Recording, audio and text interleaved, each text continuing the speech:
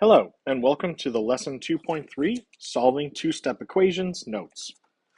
Our objective for today is that I can solve equations involving more than one operation. Today we have some vocabulary. The first word that we are going to define is multi-step equation, and this is going to be an equation that uses more than one property of equality to solve it.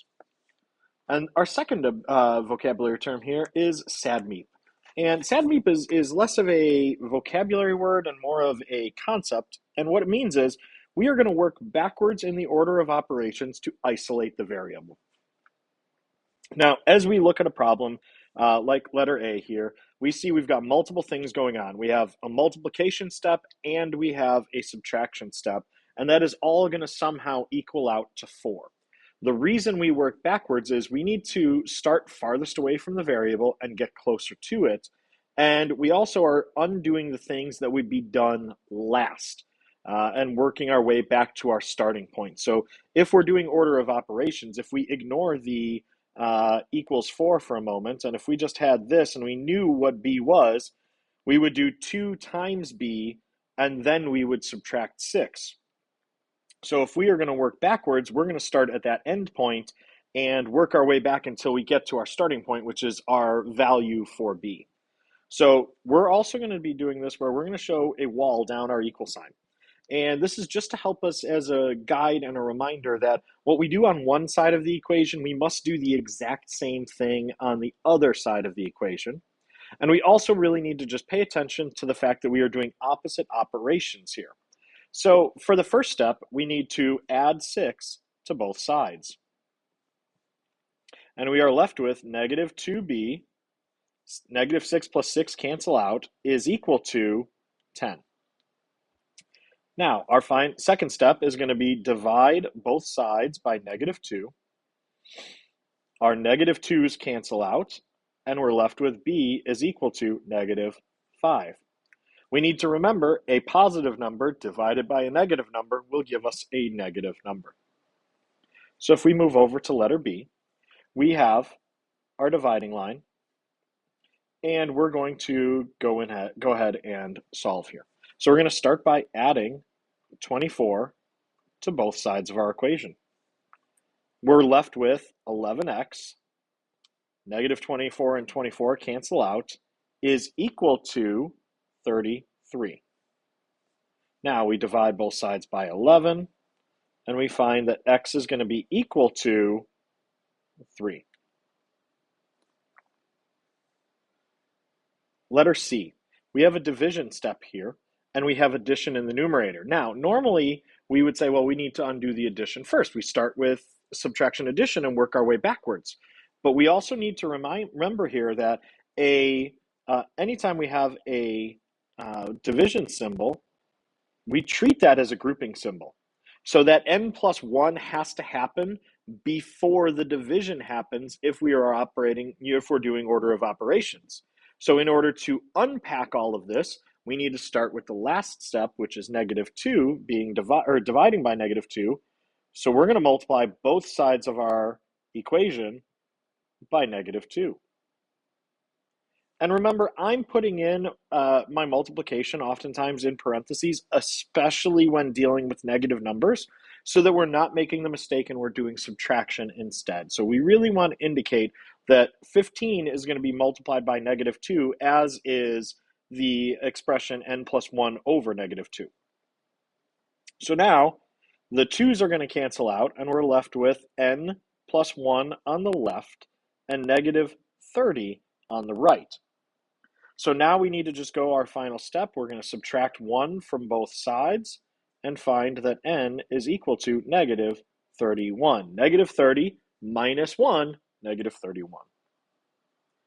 All right, let's take a look at letter D here. And we have a stray mark there, stray slash, and that's not supposed to be there, but we're just going to ignore it. Now this one, you could solve one of two ways. You could do distributive property, but since what I'm looking at is I have a value that's being multiplied by a binomial on one side, and then on the right side, I only have a constant of 65. I don't necessarily need to multiply and do distributive property. I can just divide both sides of the equation by -5 right off the bat. And now we have y minus 9 is equal to 65 divided by -5 is -13. And then we're going to go ahead and add 9 to both sides. And we get that y is going to be equal to -4. Now, had you distributed, that's certainly an option you could have done. And I'm going to just do a quick little alternate universe over here. If we distributed, it would be -5y minus 40 or plus 45 equals 65. So then we would subtract 45 from both sides, and we would get -5y is equal to 20. And then we would divide by -5, and we get y is equal to -4. So you're going to get to the same outcome regardless of which approach you take.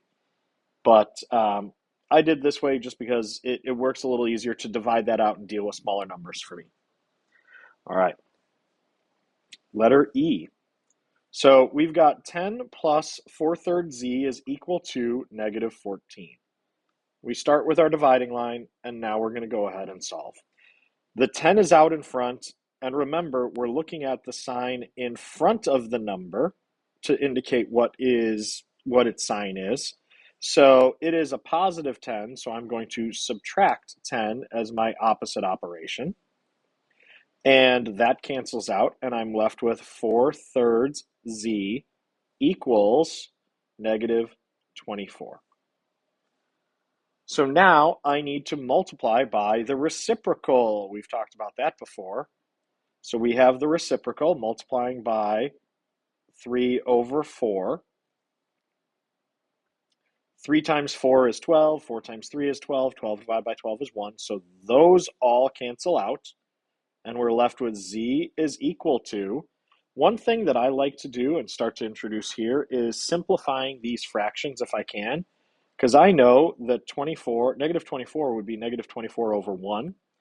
And I can look at this and I can say, well, there's simplification that I could do here.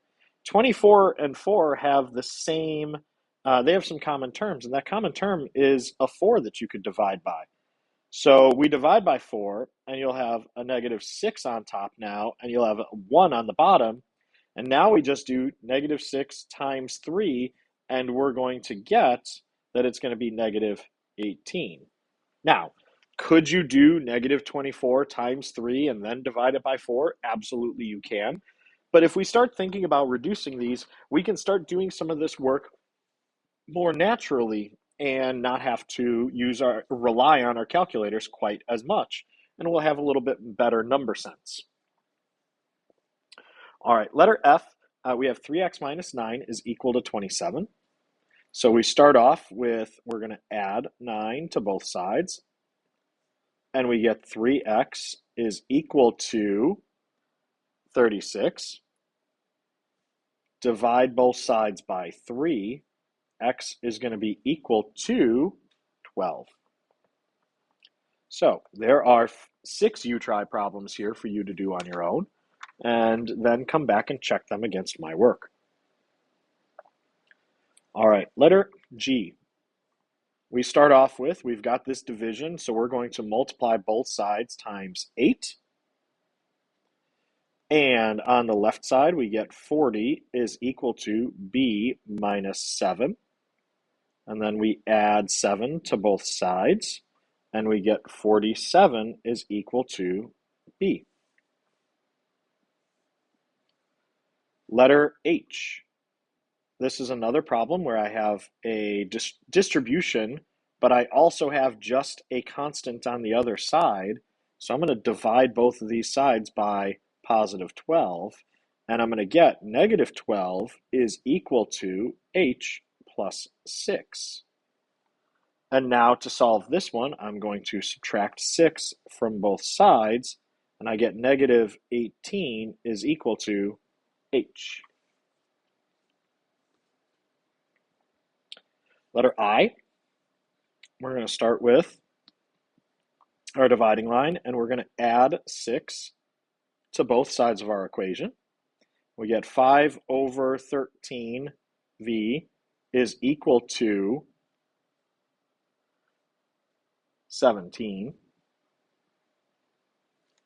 And now we are going to multiply by the reciprocal, which is 13 over 5. And you get that v is going to be equal to 221 over 5. Now, on assignments, you could feel free to just leave that as an improper fraction. There is no need for us to convert these into mixed numbers or decimals.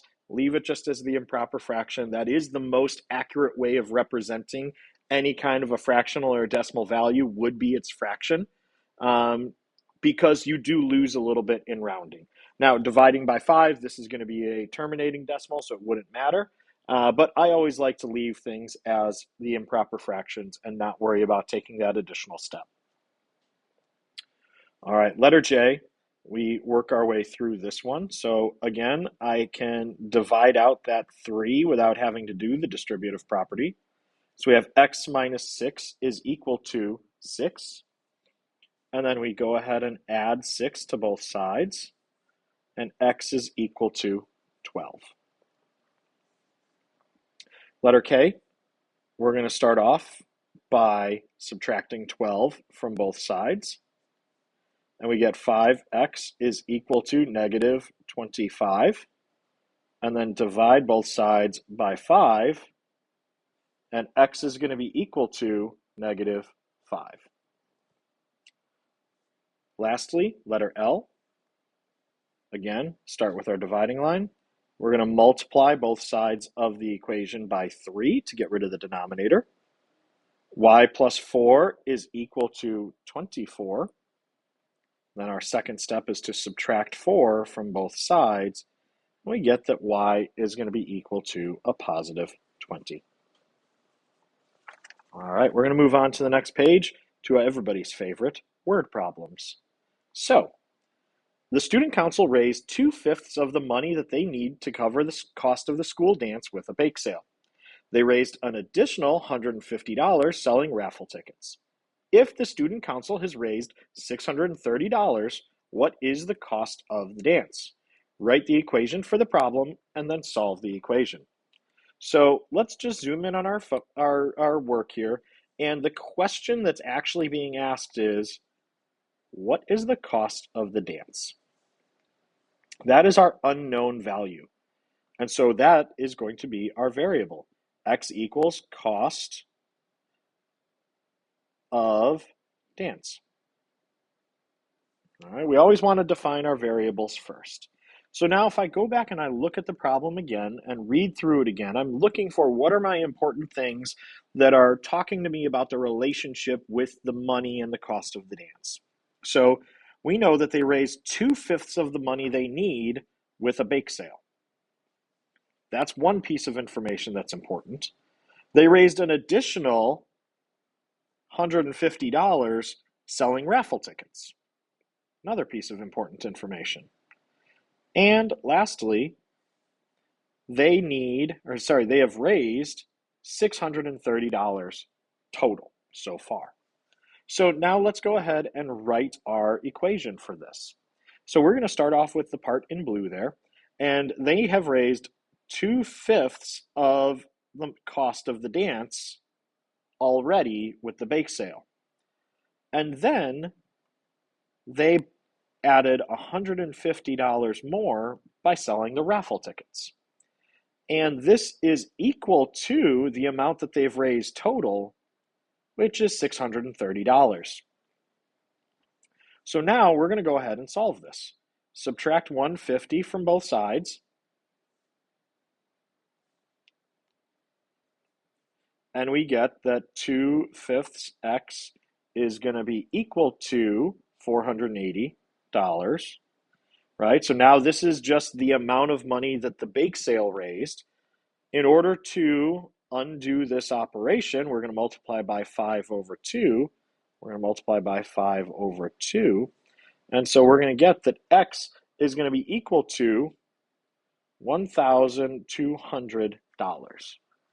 Make sure that you are including your units in this problem. So your cost of your dance is $1,200. Now, letter B. This is a you try problem. I want you to go ahead and try it, and then come back and check your work against mine. Okay, for this problem, we have a sporting goods store that sold 2/3 of its basketballs, but 8 were returned. Now the store has 38 basketballs. How many basketballs were there originally? Write an equation for the problem and then solve the equation. All right, so for this one, we're going to start off with our variable. What we don't know is going to be how many basketballs were there originally. So x is going to be equal to number of basketballs. Now, we're going to solve this and we're going to look at our important pieces of information. The first off is that they sold 2/3 of the basketballs. Okay. Then we're told 8 were returned, and we know that the store has 38 basketballs in stock now.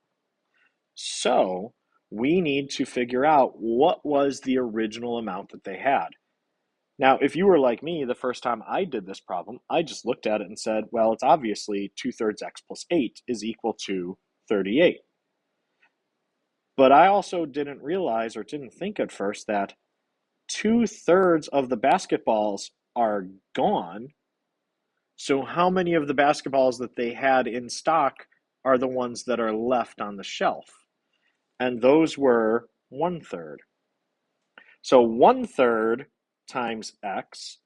So 1/3 of the balls are what's left times x. And then we are adding 8 to them. And that's going to be equal to the 38 basketballs that are in the store today. So our first step is we are going to subtract 8 from both sides. And we get 1/3 x equals 30. And now we are going to go and we are going to multiply both sides by the reciprocal, which is 3/1, or just 3. And we find that they started with 90 basketballs. Okay? Now, example 3 is a bit odd, and we are going to look at equations with letter coefficients. Okay, so we're going to look at letter coefficients.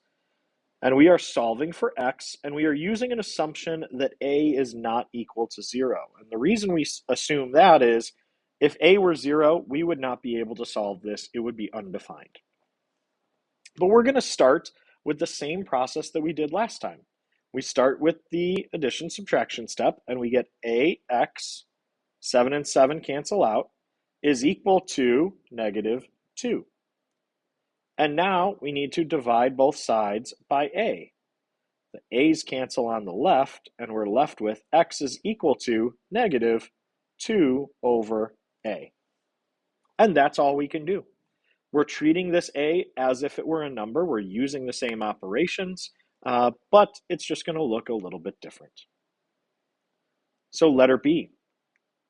We're going to start with, we have our dividing line, and we start with subtracting 2 from both sides. And you're going to be like, Mr. Boland, there's subtraction going on there. Why are we subtracting 2?